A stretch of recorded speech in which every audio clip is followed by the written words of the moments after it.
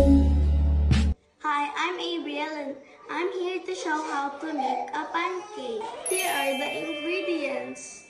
1 cup of all-purpose flour, 1 cup of milk, 2 tablespoons of butter, half teaspoon of salt, 2 tablespoons of brown sugar, 2 tablespoons of baking powder, 1 tablespoon of vegetable oil, 1 large egg. In a medium bowl, whisk all together milk, butter, and egg properly.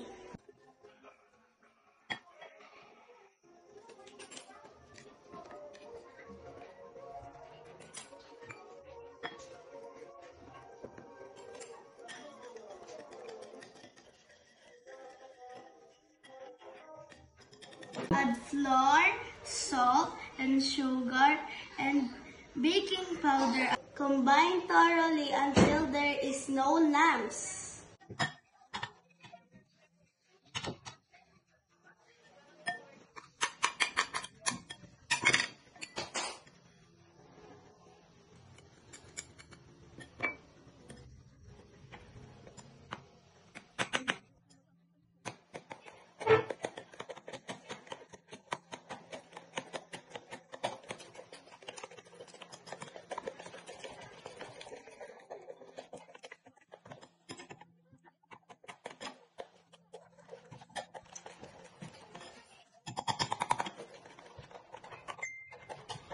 Heat the pan.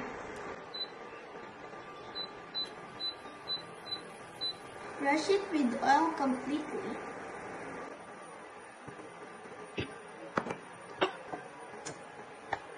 Slowly pour the butter into the pan.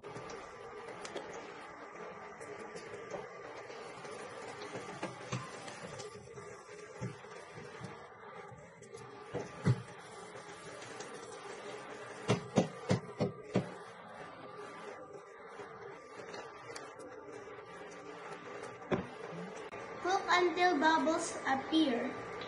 Flip carefully with spatula.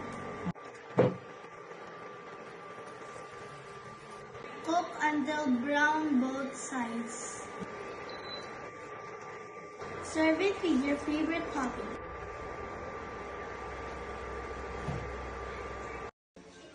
Yum! Thank you for watching!